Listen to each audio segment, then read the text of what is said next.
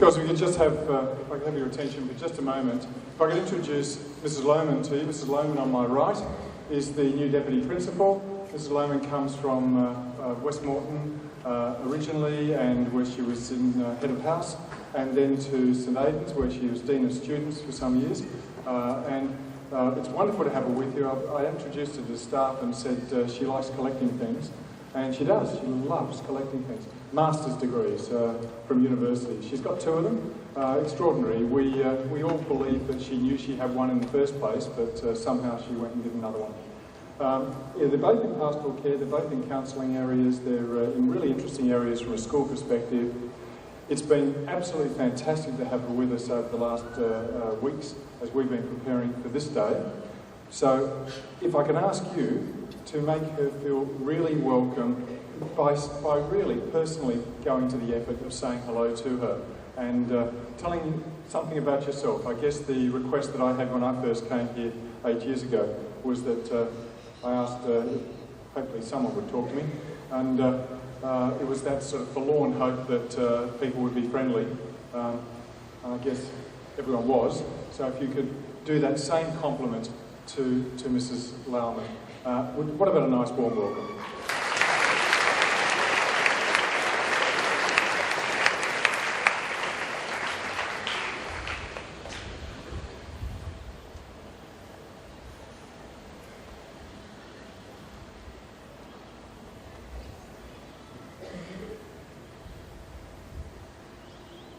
I acknowledge the traditional custodians of this land and pay my respects to the elders both past and present.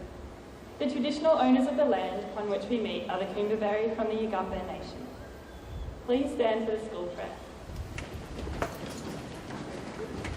Almighty God, from whom comes every good and perfect gift, send down your blessings we pray upon this school. Teach us to live together in love and joy and peace. In our work, give us spirit of understanding and perseverance. In our games, choose sportsmanship. In our prayers, power for unity. With the spirit of devotion, Lord, unite us all purposes together. So that we may live in our own courage and knowledge, worship and glory. Through you who love us and created us, Jesus Christ our Lord. Amen. Please be seated.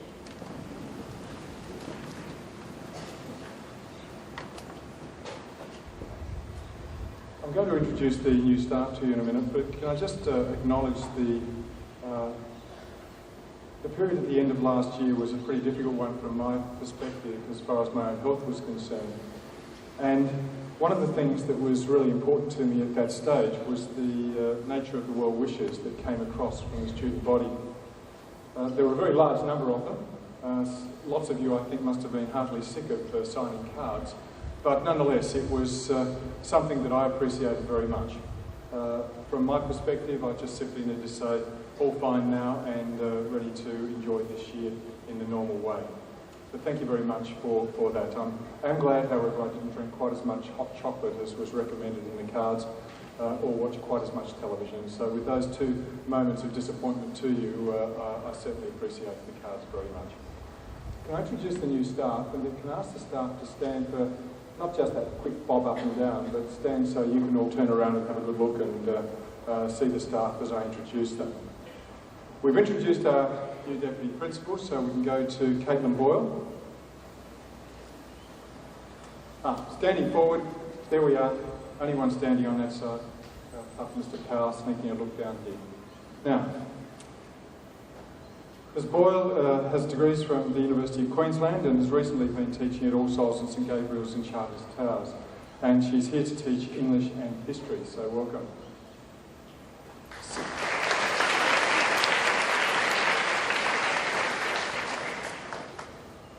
Sarah Bentley? On the other side. Wave again so people can see. Miss O'Neill is walking out. Yes? We all remember Miss O'Neill? Okay. Miss Bentley, Masters in Science in Conservation Biology and a BSc Honours in Zoology, 2008 to 2013 in teaching in the UK, has taught Years 7 to 11, biology, physics, chemistry, PHSE, which is, I guess, a British version of PDHPE, and moved to Australia where she's taught general science, biology and maths, and here to teach science and biology. Welcome.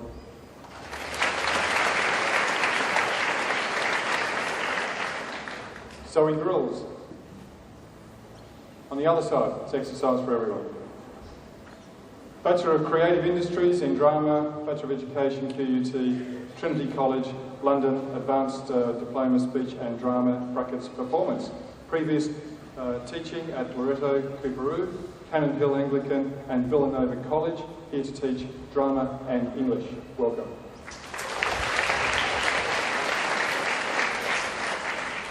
This is Eliza Clayton.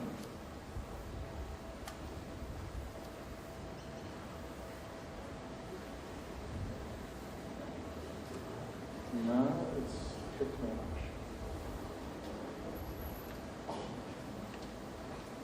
We'll move. Is Linda Cooper there with us this one? Okay, well that concludes the introductions.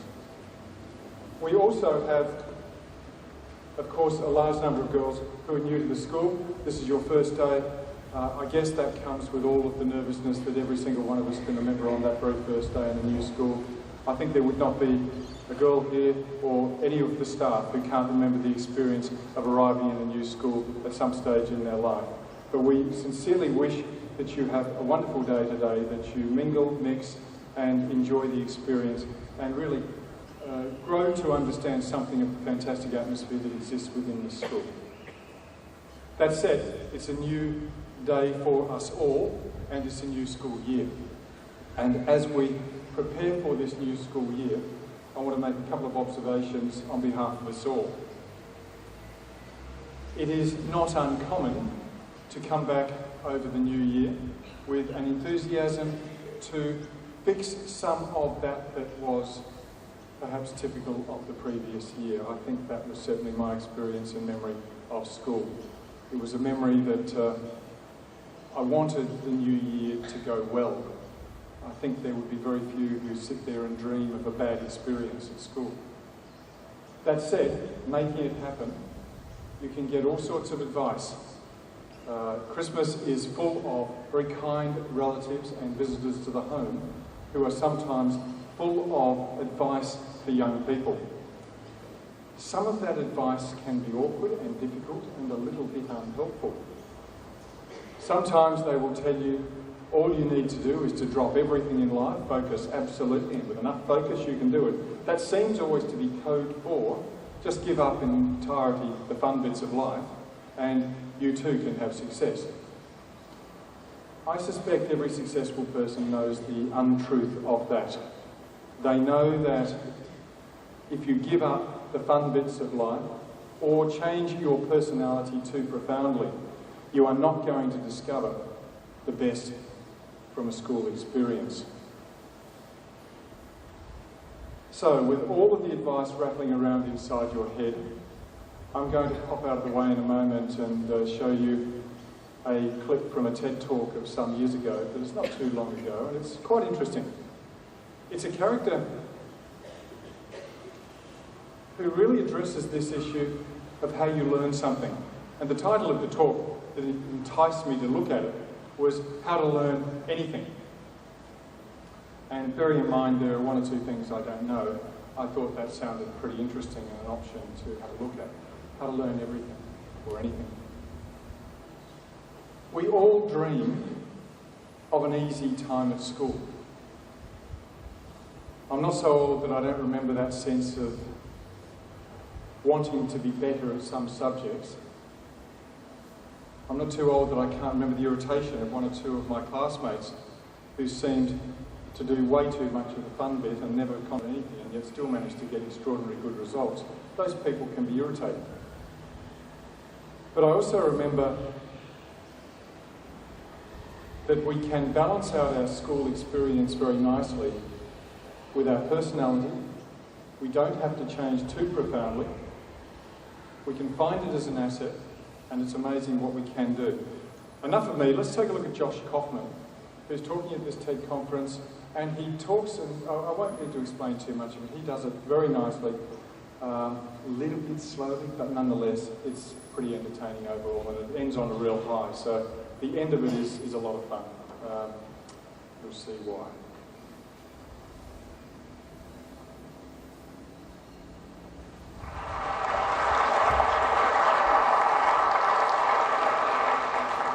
Hi, everyone. 2 years ago, my life changed forever. My wife, Kelsey, and I welcomed our daughter, Leela, into the world. Now, becoming a parent is an amazing, amazing experience. Your whole world changes overnight, and all of your priorities change immediately, so fast that it makes it really difficult to process sometimes. Now, you also have to learn a tremendous amount about being a parent. Like, for example, how to dress your child. This was new to me. This is an actual outfit. I thought this was a good idea. And even Leela knows that it's not a good idea. So there was so much to learn and so much craziness all at once. And to add to the craziness, Kelsey and I both work from home. We're entrepreneurs. We run our own businesses. So Kelsey is develops courses online for yoga teachers. I'm an author. And so I'm working from home. Kelsey's working from home. We have an infant, and we're trying to make sure that everything gets done that needs done. And life is really, really, really busy. And a couple weeks into this amazing experience, when the sleep deprivation really kicked in, like around week 8, I had this thought, and it was the same thought that parents across the ages, internationally, everybody has had this thought, which is, I am never going to have free time ever again. And somebody said it's true. Yeah, it's not exactly true, but it feels really, really true in that moment. And this was really disconcerting to me, because one of the things that I enjoy more than anything else is learning new things. Getting curious about something and diving in and fiddling around and learning through trial and error and eventually becoming pretty good at something. And without this free time, I didn't know how I was ever going to do that ever again. And so I'm a big geek. I want to keep learning things. I want to keep growing. And so what I decided to do was go to the library and go to the bookstore and look at what research says about how we learn and how we learn quickly. And I read a bunch of books, I read a bunch of websites, and trying to answer this question, how long does it take to acquire a new skill? You know what I found? 10,000 hours. Anybody ever heard this? 10,000, it takes 10,000 hours. If you want to learn something new, if you want to be good at it, it's going to take 10,000 hours to get there. And I read this in book after book and website after website, and my mental experience of reading all of this stuff was like, no! I don't have time. I don't have 10,000 hours. I am never going to be able to learn anything new ever again. But that's not true. So 10,000 hours, just to give you a rough order of magnitude, 10,000 hours is a full-time job for 5 years. That's a long time. And we've all had the experience of learning something new, and it didn't take us anywhere close to that amount of time, right? So what's up? There's something kind of funky going on here. What the research says and what we expect and have experiences, they don't match up. And what I found, here's the wrinkle. The 10,000 hour rule came out of studies of expert level performance. There was a professor at Florida State University. His name is K. Anders Ericsson. He's the originator of the 10,000 hour rule. And where that came from is he studied professional athletes, world-class musicians, chess grandmasters, all of these ultra-competitive folks in ultra-high-performing fields, and he tried to figure out how long does it take to get to the top of those kinds of fields? And what he found is the more deliberate practice, the more time that those individuals spent practicing the elements, whatever it is that they do, the more time you spend, the better you get. And the folks at the tippy top of their fields put in around 10,000 hours of practice. Now, we're talking about the game of telephone a little bit earlier. Here's what happened. An author by the name of Malcolm Gladwell wrote a book in 2007 called Outliers, the Story of Success. And the centerpiece of that book was the 10,000 hour rule. Practice a lot, practice well, and you will do extremely well. You reach the top of your field. So, the message, what Dr. Erickson was actually saying is, it takes 10,000 hours to get to the top of an ultra-competitive field in a very narrow subject. That's what that means. But here's what happened. Ever since Outliers came out, immediately came out, reached the top of the bestseller list, stayed there for 3 solid months. All of a sudden, the 10,000 hour rule was everywhere. And a society-wide game of telephone started to be played. So this message, it takes 10,000 hours to reach the top of an ultra-competitive field, became, it takes 10,000 hours to become an expert at something. Which became, it takes 10,000 hours to become good at something. Which became, it takes 10,000 hours to learn something. But that last statement, it takes 10,000 hours to learn something, it's not true. It's not true. So, what the research actually says, if I spent a lot of time here at the CSU library in the cognitive psychology stacks, because I'm a geek. And when you actually look at the studies of skill acquisition, you see over and over and over a graph like this. Now, researchers, whether they're studying a motor skill, something you do physically, or a mental skill, they like to study things that they can time, because you can quantify that, right? So they'll give research participants a little task, something that requires physical arrangement, or something that requires learning a little mental trick. And they'll time how long a participant takes to complete the skill. And here's what this graph says. When you start, so when researchers gave participants a task, it took them a really long time because it was new and they were horrible. With a little bit of practice, they get better and better and better, and that early part of practice is really, really efficient. People get good at things with just a little bit of practice. Now, what's interesting to note is that if, we don't really, for skills that we want to learn for ourselves, we don't care so much about time, right? We just care about how good we are, whatever good happens to mean. So if we relabel performance time to how good you are, the graph flips. And you get this famous and widely known, this is the learning curve.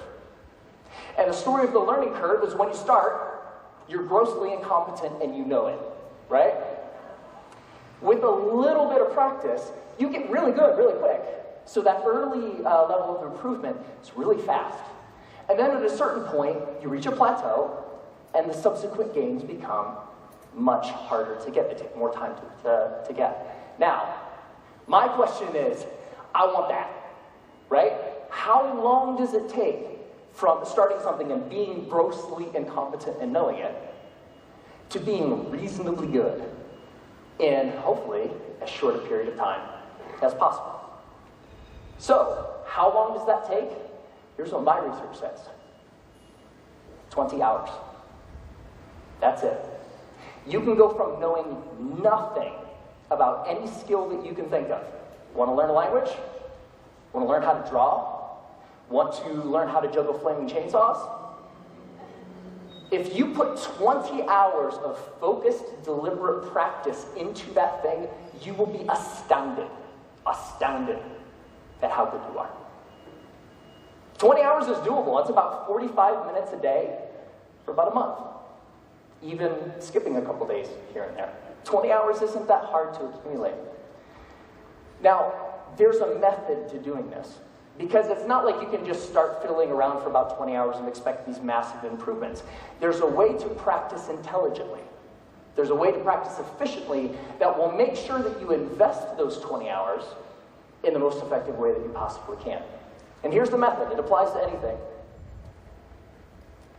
The first is to deconstruct the skill. Decide exactly what you want to be able to do when you're done, and then look into the skill and break it down into smaller and smaller pieces.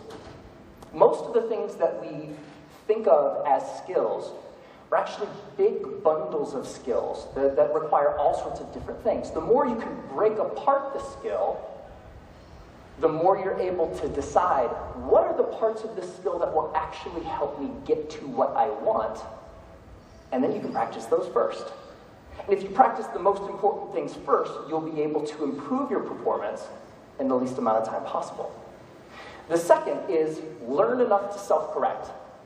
So get 3 to 5 resources about what it is you're trying to learn. Could be books, could be DVDs, could be courses, could be anything. But don't use those as a way to procrastinate on practice. I know I do this, right? Get like 20 books about the topic. It's like, I'm going to start learning how to program a computer when I complete these 20 books. No, that's procrastination. What you want to do is learn just enough that you can actually practice and self-correct or self-edit as you practice. So the learning becomes a way of getting better at noticing when you're making a mistake and then doing something a little different.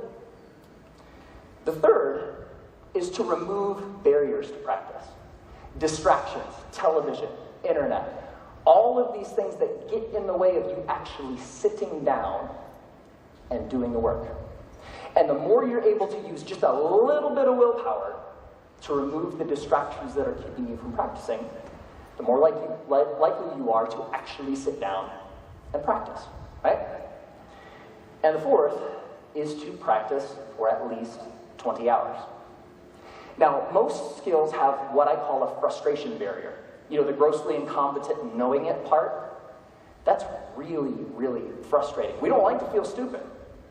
And feeling stupid is a barrier to us actually sitting down and doing the work. So, by pre-committing to practicing whatever it is that you want to do for at least 20 hours, you will be able to overcome that initial frustration barrier and stick with the practice long enough to actually reap the rewards. All right? That's it. It's not rocket science. 4 very simple steps that you can use to learn anything. Now, this is easy to talk about in theory, but it's more fun to talk about in practice. So one of the things that I've wanted to learn how to do for a long time is play the ukulele. Has anybody seen Jake Shimabukuro's TED Talk where he plays the ukulele and makes it sound like he's like an ukulele god? It's amazing. It's like, I saw this, like, that is so cool. It's such a neat instrument. I would really like to learn how to play. And so I decided that to test this theory, I wanted to put 20 hours into practicing the ukulele and see where we got. And so the first thing about playing the ukulele is in order to practice, you have to have one, right? So I got an ukulele, and my lovely assistant, thank you, sir. I think I need the cord here. It's not just an ukulele, it's an electric ukulele. Yeah. So the first couple hours are just like the first couple hours of anything. You have to get the tools that you're using to practice. You have to make sure that they're available. My ukulele didn't come with strings attached. I had to figure out how to put those on. Like, that's kind of important, right? And learning how to tune and learning how to make sure that all of the things that need to be done in order to start practicing get done, right? Now, one of the things when I was ready to actually start practicing was I looked in online databases and songbooks for how to play songs. And they say, okay, ukuleles, you can play more than one string at a time, so you can play chords, that's cool, you're accompanying yourself, yay you. And when I started looking at songs, I had an ukulele chord book that had like hundreds of chords looking at the same, but whoa, that's intimidating. But when you look at the actual songs, you see the same chords over and over. right? As it turns out, playing the ukulele is kind of like doing anything. There's a very small set of things that are really important and techniques that you'll use all the time. And so in most songs, you'll use 4, maybe 5 chords, and that's it. That's the song. You don't have to know the hundreds as long as you know the 4 or the 5. So while I was doing my research, I found a wonderful little medley of pop songs by a band called Axis of Awesome. And somebody knows it. And what Axis of Awesome says is that you can learn, or you can play pretty much any pop song of the past 5 decades if you know 4 chords. And those chords are G, D, E minor, C. 4 chords, pump out every pop song ever, right? So I thought, this is cool. I would like to play every pop song ever. So that was the first song I decided to learn. And I would like to actually share it with you. Ready? All right.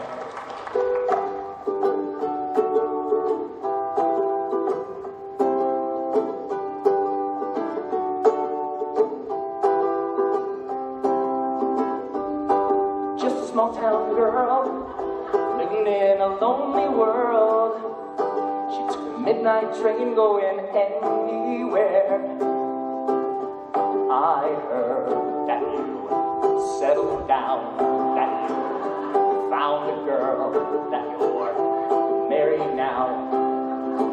Every night in my dreams I see you, I feel you.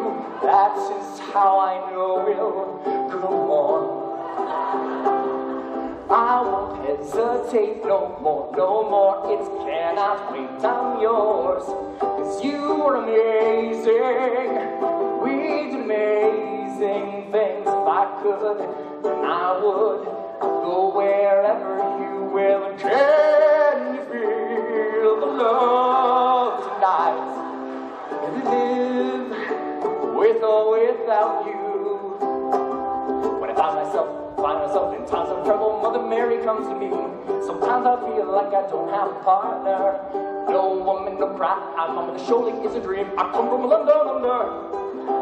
Once a jolly swag man camped by a billabong. Hey, I just met you, and this is crazy. But here's my number, so call me. Hey, sexy lady, whoop, whoop, whoop, whoop, whoop, whoop, Gangnam Style. Time to say goodbye.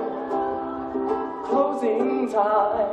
Every new beginning comes from some other beginning's end.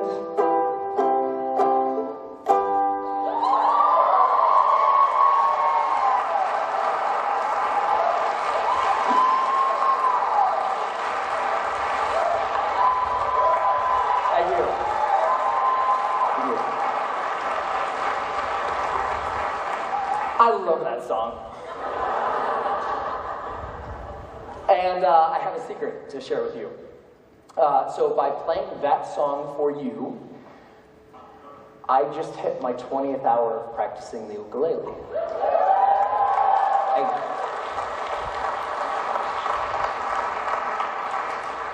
And so it's amazing. Pretty much anything that you can think of. What do you want to do? The major barrier to learning something new is not intellectual. It's not the process of you learning a bunch of little tips or tricks or things. The major barrier is emotional. We're scared. Feeling stupid doesn't feel good. In the beginning of learning anything new, you feel really stupid. So the major barrier is not intellectual, it's emotional. But put 20 hours into anything. Doesn't matter. What do you want to learn? Do you want to learn language? Do you want to learn how to cook? Do you want to learn how to draw? What turns you on? What lights you up? Go out and do that thing. It only takes 20 hours. Have fun.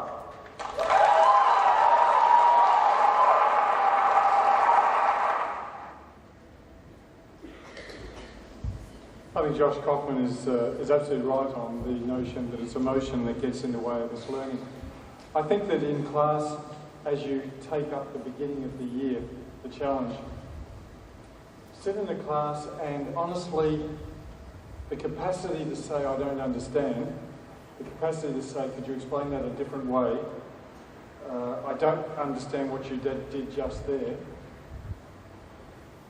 It's a joy to have in a classroom as far as I'm concerned, and it's wonderful, I think, to be in a class where people do that.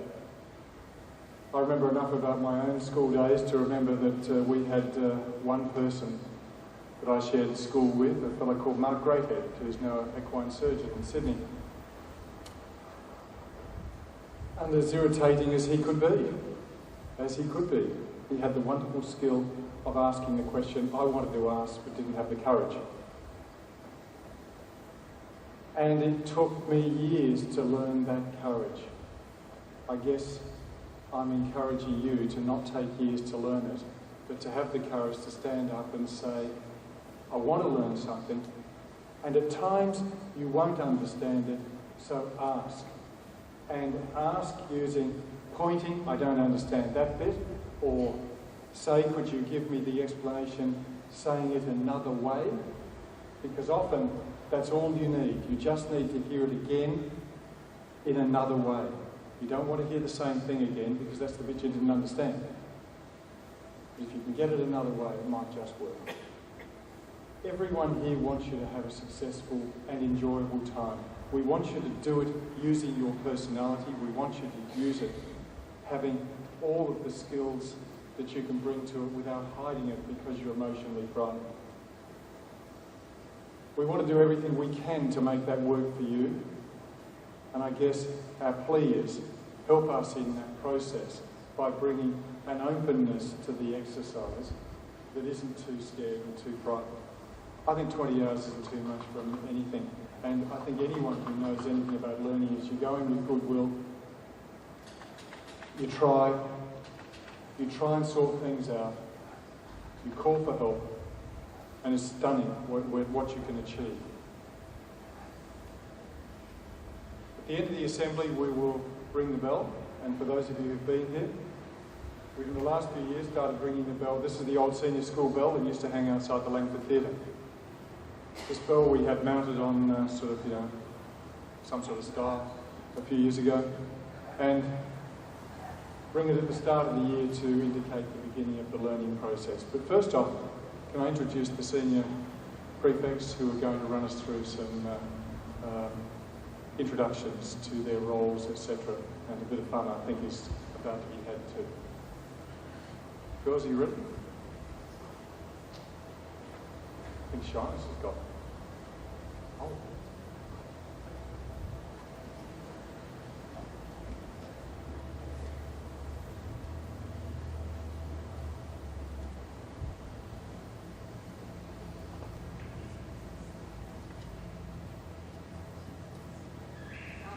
Sorry for the interruption.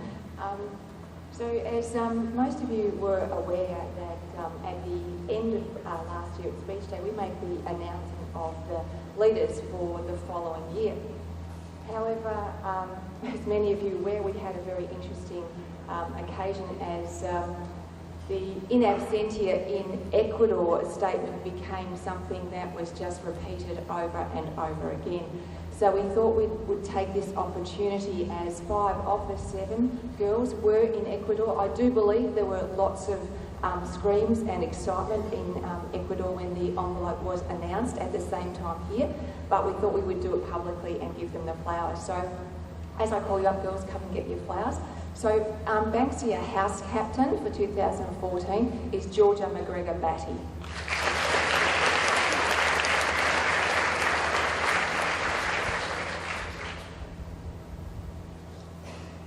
Carrigaroo House Captain is Lainey Gregory.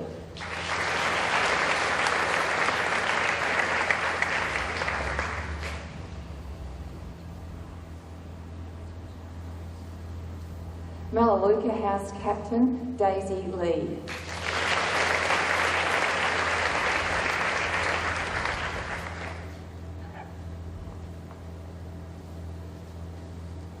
School Sports Captain Stephanie Rutherford.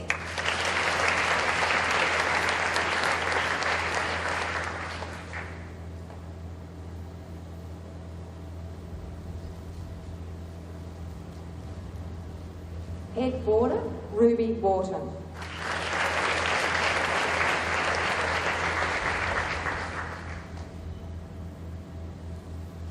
Head day girl, Camille Chorley.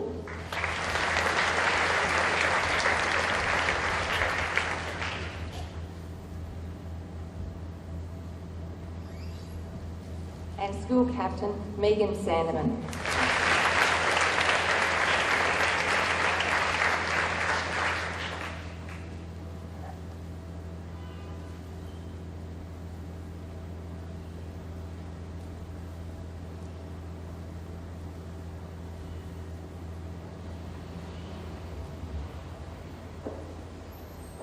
To start off the year and welcome everyone back for 2014, the Senior Prefects decided to make a short video for you all.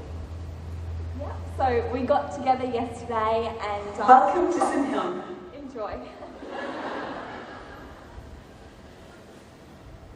Welcome to St Helena's. Welcome, welcome, welcome, welcome, welcome, welcome, Welcome to St Helens. It's a really sensible school. It might seem crazy what I'm about to say. Sunshine, she's here. You can take a break. Hot air balloon that could go to space. With the air, like I don't care, baby, by the way. Come see you there. I'm there. I'm Lainey. Oh, Luna! I'm going to chuck it in the bin. I'm Molly. And I'm Georgie. It's the truth, because I'm happy. Clap along if you know what happiness is. This year around school, there are many changes and obstacles we have to overcome. But with resilience and friendship and school community, we can get through it. Oh! Are you okay, Molly? Yes. Don't hold back. Well, I should probably warn you. I'll be just 2014 is the year for love, positivity, passion, you. Don't waste your time. integrity, togetherness, Why? hope. Because I'm happy. Everybody's best friend. Like a room without. Oh look, the toilet. Clap along. Let's go, guys. Happiness is.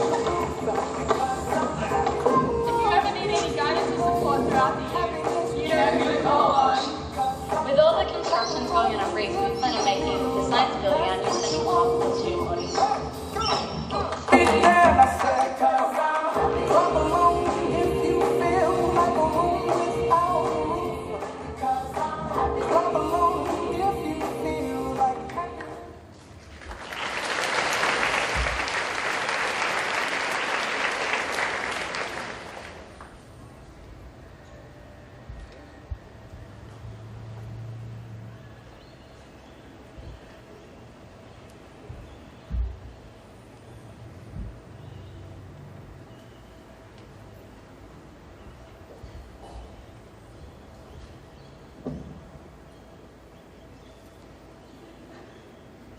Hey girls.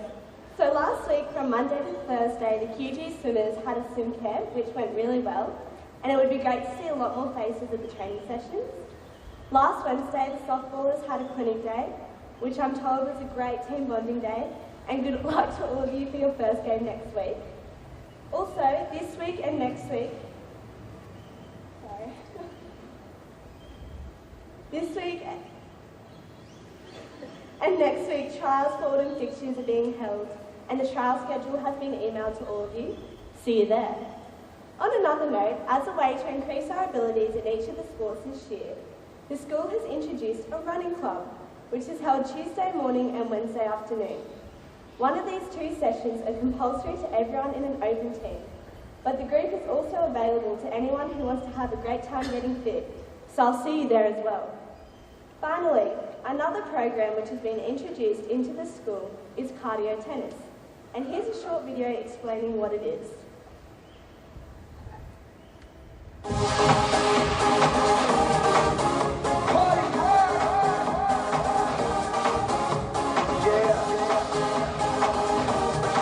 Cardio Tennis is a fun and social group tennis fitness program for people of all ages and abilities. An average cardio tennis session runs for 60 minutes. 5 to 10 minutes warm-up. 30 to 50 minute cardio segment with drill-based and play-based activities. The 5 to 10 minute cool-down. Cardio tennis is less about technique, more about getting a great high-energy workout.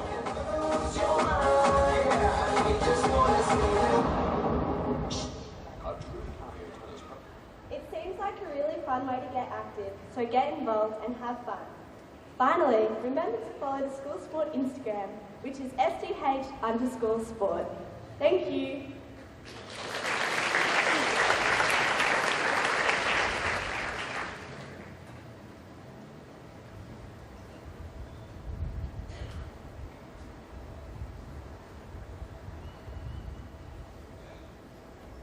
Good morning everyone and welcome to this morning's assembly.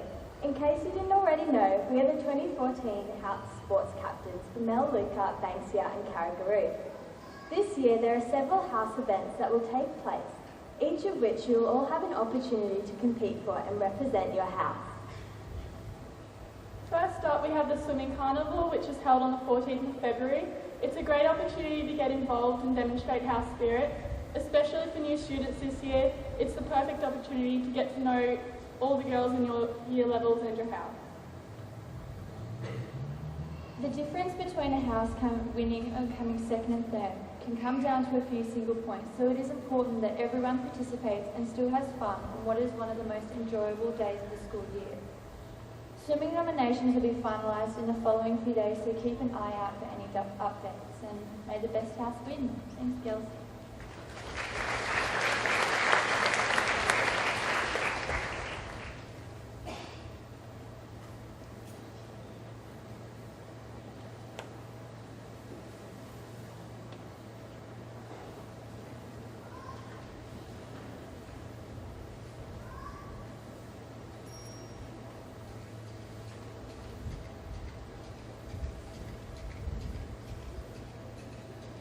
So just for the finals bit of the assembly, it'd be great if you could all stand and we'll just practice the school war cry just to start off the year. And if the seniors want to come out the front, that'd be great.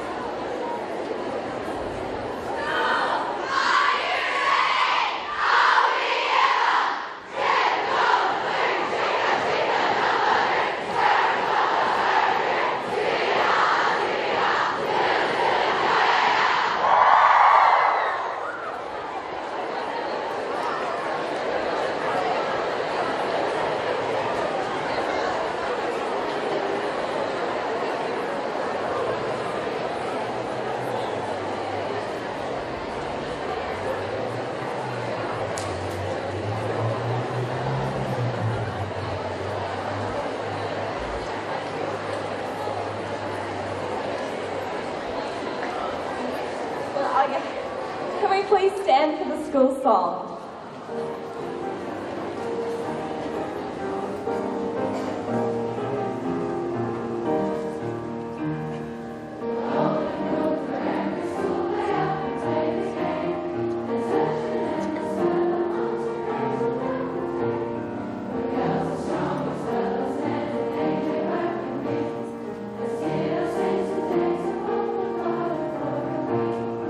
Girls are strong as well.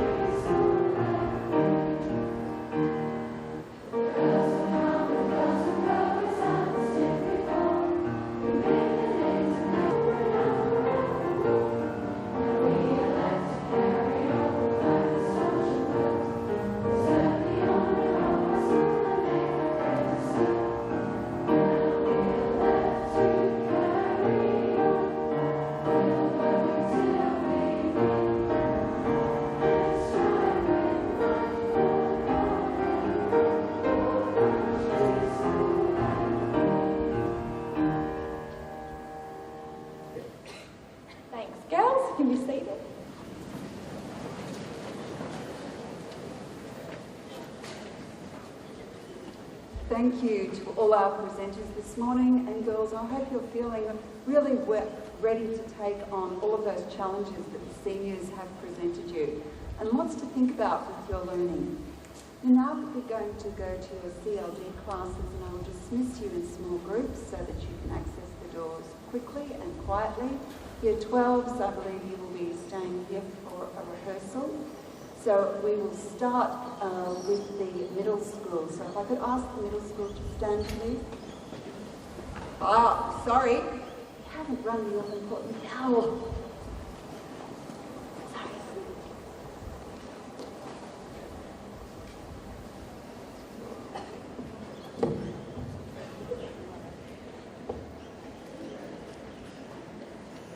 So, with smiles on our face and enthusiasm and a little bit of energy, we're all charged up. Let the learning begin.